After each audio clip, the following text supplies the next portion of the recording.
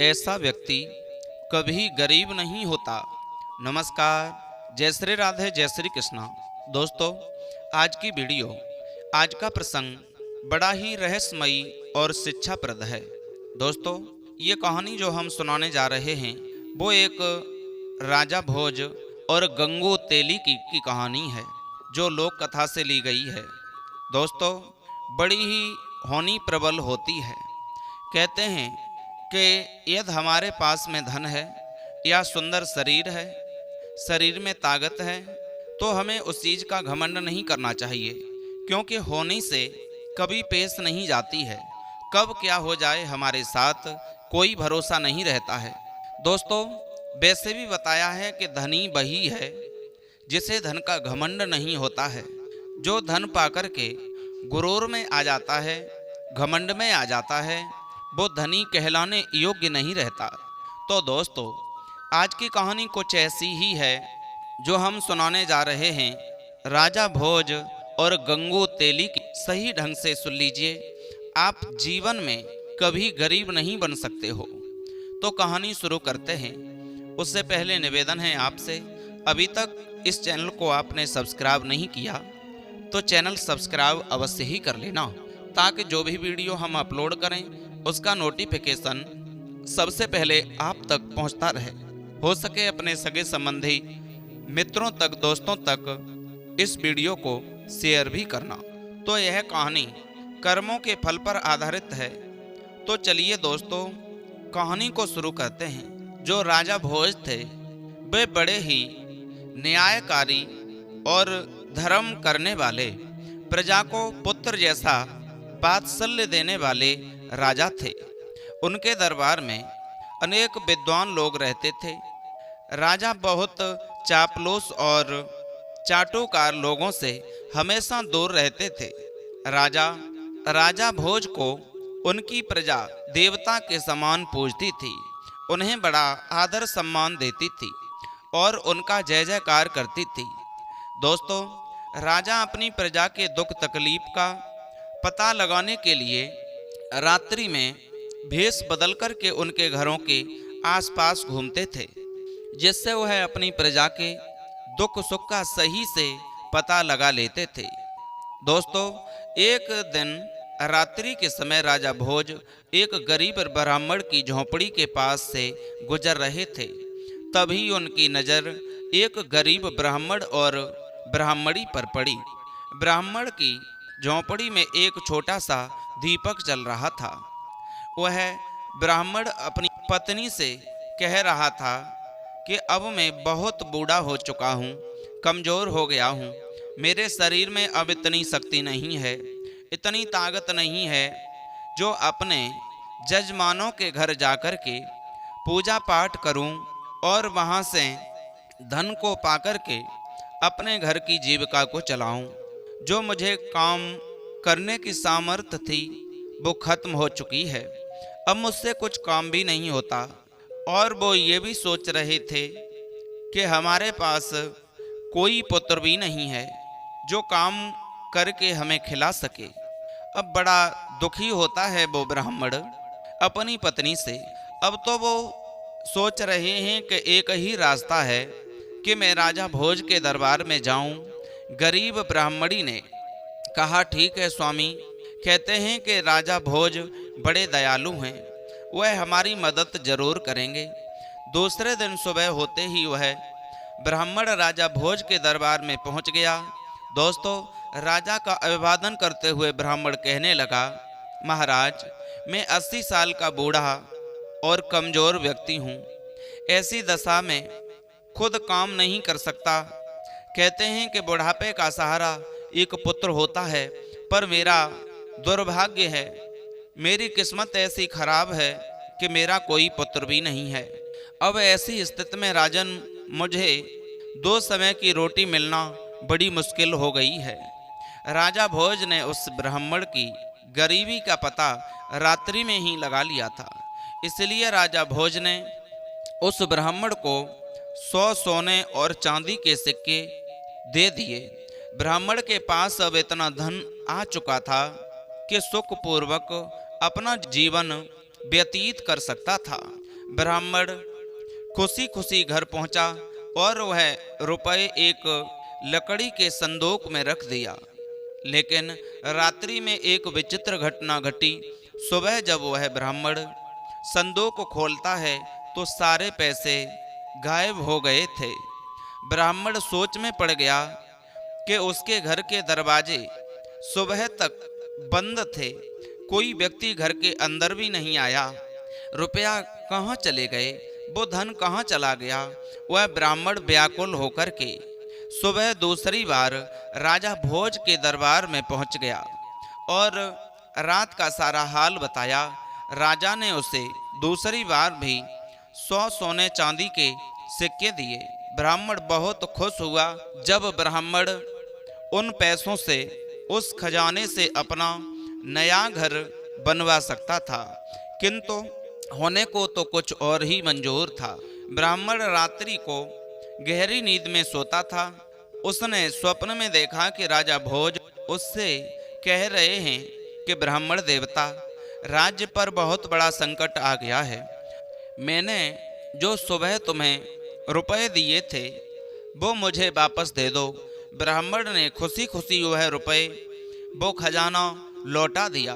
तब सुबह हुई तो ब्राह्मण ने देखा आज भी वह खाली हाथ ही रह गया। ब्राह्मण की कुछ समझ में नहीं बन रहा था कि स्वप्न में लौटाए गए रुपए सचमुच कैसे गायब हो गए।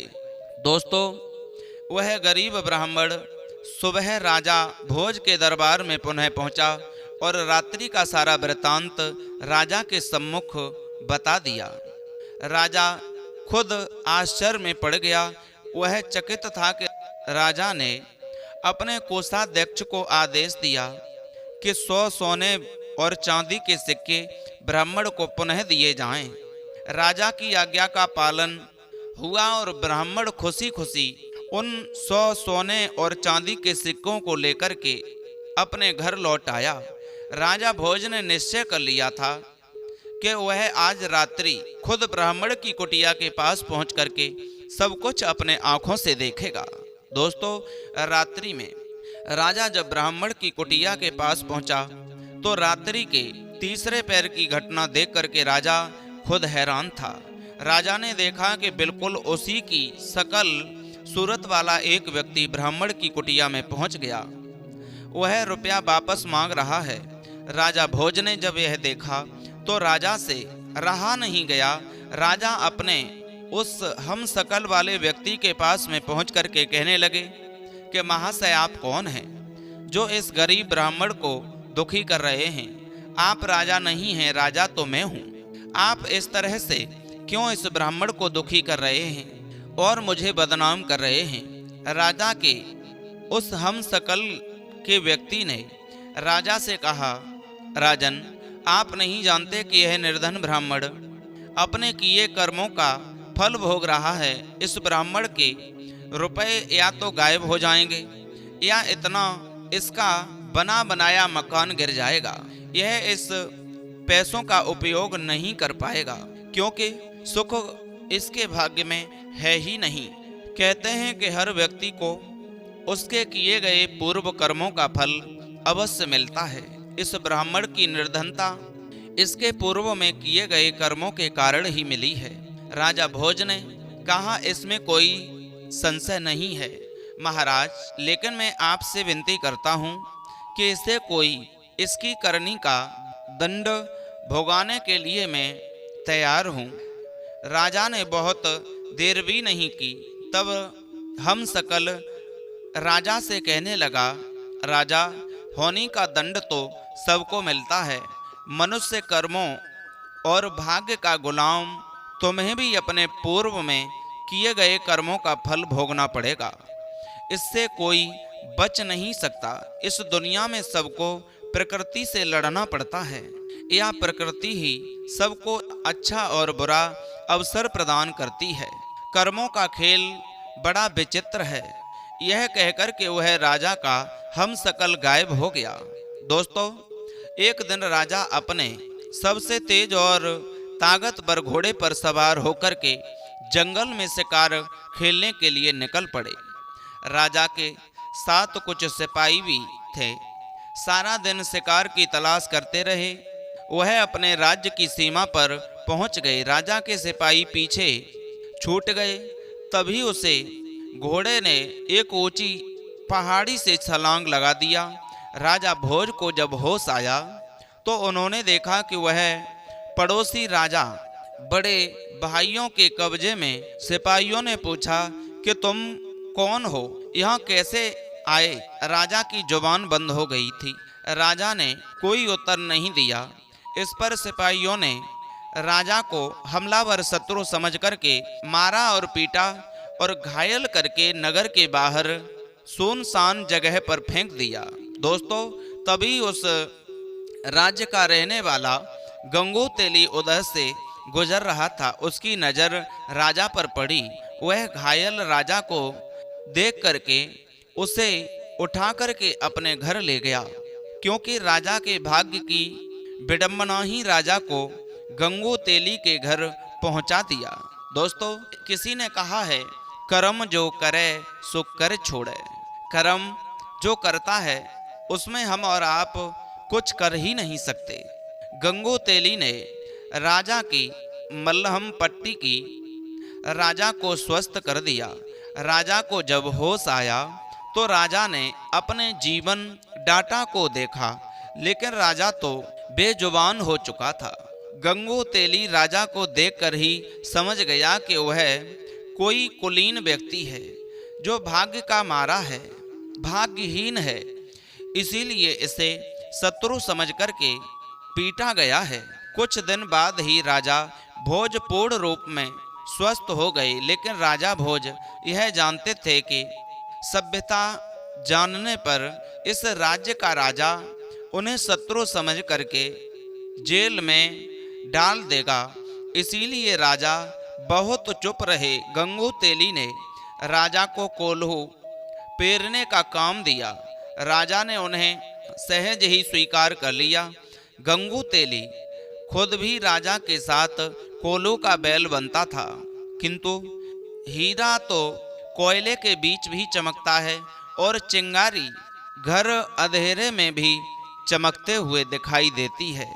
दोस्तों, गंगू तेली ने राजा की विशाल मेहनत, चौड़ी छाती, चमकता हुआ मस्तक देख कर के अनुमान लगा लिया। उसका दोस्त जो है वह कोई साधारण व्यक्ति नहीं है। उसका जो दोस्त है वो कोई साधारण व्यक्ति नहीं है। राजा भोज को अपने जीवन डाटा का कर्ज चुकाना था। इसीलिए पूर्ण स्वस्थ हो जाने पर भी राजा ने अपना भेद नहीं खोला। एक दिन राजा स्वभाववश कोई एक गीत गुनगुना रहे थे, तो वहाँ तेली के लिए आए हुए ग्रामीणों ने तेल के लिए आए हुए ग्रामीणों ने राजा का गीत सुना। राजा की मधुर आवाज सबके मन को भा गई। फिर जब राजा कोई गीत गाता तो गंगू तेली के साथ सभी गीत का आनंद लेते थे। उस देश का राजा भी संगीत का बहुत बड़ा प्रेमी था, शौकीन था। दोस्तों, उसकी राजकुमारी भी संगीत की शिक्षा ले रही थी। उसे राज्य के राजा के दरबार में गीत और नृत्य हुआ करते थे और गाने वालों को उचित इनाम भी दिया जाता था। दोस्तों, उसी राज्य के राजा के दरबार में संगीत का विशाल आयोजन था। सबसे अच्छे संगीतज्ञ को चुना जाना था। किसी तरह से गंगू तेली ने अपने दास राजा भोज को तैयार किया और नियम समय पर राजा भोज अपने स्वामी गंगू तेली के साथ उस दरबार में पहुंचा दिए। राजा भोज साधारण वस्त्रों में थे, लेकिन उनके शरीर से चमक जो थी वो दमक रही थी। दरबार में चारों तरफ हर्ष और उल्लास था। बड़े बड़े गायकों ने अपना गाना सुनाया, परंतु राजा की बेटी वसुंधरा अभी भी श्रेष्ठ गायक की तलाश में थी। अंत में कोने में बैठे हुए गंगू तेली ने राजा भोज की तरफ संगीत के लिए इशारा किया। राजा भोज ने खड़े होते ही चारों तरफ हाथ जोड़ करके निवेदन करके मंच की तरफ चल दिए। दोस्तों, राजा भोज ने गंगू तेली के नौकर के रूप में अपना परिचय दिया और बीड़ा उठाकर के गाना शुरू कर दिया। दरबार में बैठे हुए सभी लोग मंत्रमुग्ध हो गए। चारों तरफ से वाह वाह की आवाज आने लगी। राजकुमारी चिल्लाते हुए कहने लगी कि मैंने आज पहली बार इतने श्रेष्ठ गायक को देखा है। सभा में राजकुमारी को इस तरह चिल्लाना राजा और दरबार को बड़ा अजीब लगा। राजकुमारी पर जैसे संगीत का जादू सा छा गया था। वह खड़ी होकर के फिर चिल्लाने लगी, ये श्रेष्ठ संगीतज्ञ यही है। संगीतज्ञ राजा को यकीन ही नहीं हो रहा था कि राजकुमारी एक साधारण आदमी को अपना मान लेगी। उसी सभा में अपना मान लेने और विजयी व्यक्ति का मतलब था राजकुमारी का जीवन साथी, यानी उसी की शादी उसी के साथ होनी थी जो संगीतज्ञ था। दोस्तों, राजा ने राजकुमारी से कहा, बिना वंश जाने इस तरह तुम्हारा कहना उचित नहीं है, क्योंकि तुम कोई साधारण कन्या नहीं हो, इस राज्य की राजकुमारी हो। राजकुमारी ने कहा, पिताजी, यह कोई साधारण व्यक्ति नहीं है या अन्य किसी वंश का गुणी राजकुमार है। आप परीक्षा करके देख लें। राजकुमारी वसुंधरा ने पूरे विश्वास के साथ उत्तर दिया, क्योंकि राजकुमारी का मन कहता था कि यह कोई साधारण व्यक्ति नहीं है। राजा सिद्धराज के दरबार में ज्ञानियों की कमी नहीं थी। वहाँ 4 विद्वान धर्मदेव और पुण्यदेव बैठे थे। राजा ने दरबारी को संबोधित करते हुए कहा, विद्वानों, हम इस युवक का परिचय इसकी गुणों से ही जानेंगे। हमारे 4 विद्वान ही उसे श्रेष्ठ गायक का चुनाव करेंगे जिसे वसुंधरा पसंद कर सकेगी। हम स्वयं इन 4 विद्वानों से उस युवक के बारे में प्रश्न करेंगे। सबसे पहले सिद्धराज ने विद्वान धर्मदेव से प्रश्न किया कि धर्मदेव, इस आर्यावर्त में सबसे अधिक धार्मिक युवक राजकुमार कौन है? धर्मदेव ने कहा, महाराज, आप स्वयं बुद्धि के भंडार हैं, परंतु जहाँ तक मुझे देश के प्रदेश का ज्ञान है, धारा नगरी के राजकुमार राजा भोज हैं। कोई बड़े बड़े धार्मिक कार्य किए हैं। सारी प्रजा उन्हें देवता की तरह पूजती है। राजा सिद्धराज ने अगला प्रश्न तब देव से किया कि तपदेव, आप बताएं कि इस धरती पर आप किस युवक को तपस्वी मानते हो? तब देव ने कहा, महाराज, राजा भोज ही कई उद्योगों में जीवन मृत्यु के बीच पहुंच कर के बिजी हुए हैं। ऐसे वीर को मृत्यु भी आसानी से नहीं छू सकती। राजा सिद्धराज में तीसरा प्रश्न किया, आप बताएं कि इस धरा पर किस युवक के कर्म अच्छे हैं? कर्मदेव ने कहा, महाराज, जहाँ तक मुझे ज्ञान है, राजा भोज की कर्म बहुत अच्छे हैं। राजा सिद्ध अपने अंतिम प्रश्न पुण्यदेव से किया कि पुण्यदेव, आप बताएं, ऐसा कौन सा पुण्य आत्मा युवक है जो हमारी सभा में आकर हमारे सामने हमारी राजकुमारी का पान ग्रहण कर सकेगा? महाराज, ऐसी पुण्य आत्मा तो इस धरती पर राजा भोज ही हैं। उनके पुण्य की कहानियां अनेक हैं। वो सबसे महान हैं, पुण्यदेव हैं, स्पष्ट किया। तब सारे दरबार में सन्नाटा था कि अब इस युवक का क्या होगा। दोस्तों, पर वह युवक बिल्कुल शांत और गंभीर खड़ा था। राजा ने उस युवक से पूछा कि तुम अच्छे कलाकार अवश्य ही हो, परंतु हमारे सभासदों का निर्णय सुन लिया? हमारी बेटी ने ये जान कैसे अचानक दरबार में यह अभद्रता क्यों कर डाली? हमारी बेटी केवल राजकुमार भोज के ही अनुकूल है। हमारे विद्वानों के अनुसार राजा भोज में 4 गुण, धर्म और पुण्य मौजूद हैं। उसी वक्त कहा, नहीं महाराज, हमारी भ्रष्टता भ्रष्टाचार क्षमा करें, भोज के गुनाह से भी बड़ी कोई शक्ति है, महान शक्तियों को भी अपने बस में रखती है। राजा सिद्धराज चिल्लाते हुए बोले कि तुम हमारे विद्वानों का अपमान कर रहे हो। यह धर्म कर्म कव और पुण्य से भी बड़ी कोई शक्ति है। युवक, तुमको नहीं पता हमारे विद्वानों का अनादर करने का दंड क्या है? वह युवक बोला, महाराज, दंड तो बुरे कर्मों का मिलता है, सत्य बोलने पर नहीं, सत्य बोलने पर तो इनाम मिलता है। युवक की बात सुनकर भरी सभा में सन्नाटा सा छा गया। क्या मतलब है इसका? राजा सिद्धराज ने कहा, कैसा इनाम? युवक ने कहा, महाराज, धर्म कर्म तप और पुण्य से भी बड़ी शक्ति है होनी। अहो भाग्य राजा भोज इस सब गुरु के होने के साथ साथ अभी भी दर बदर की ठोकर खा रहा है, पर होनी बड़ी प्रबल है, होनी बड़ी बलवान होती है। तब राजा भोज ने ब्राह्मण और सिपाहियों की सारी बात को सुनाया।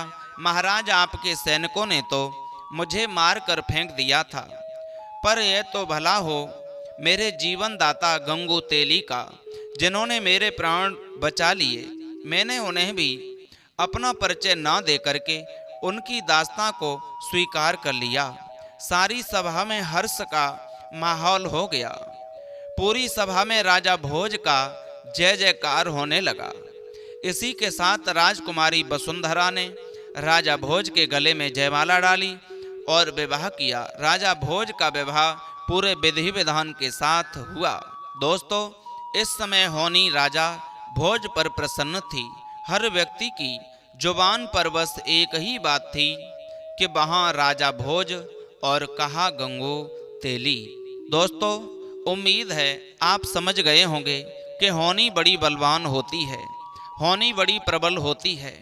होनी से हमारी पेश नहीं जाती, कब क्या घटना घटित हो जाए हमारे साथ, इसलिए हमें घमंड कभी किसी बात का नहीं करना चाहिए।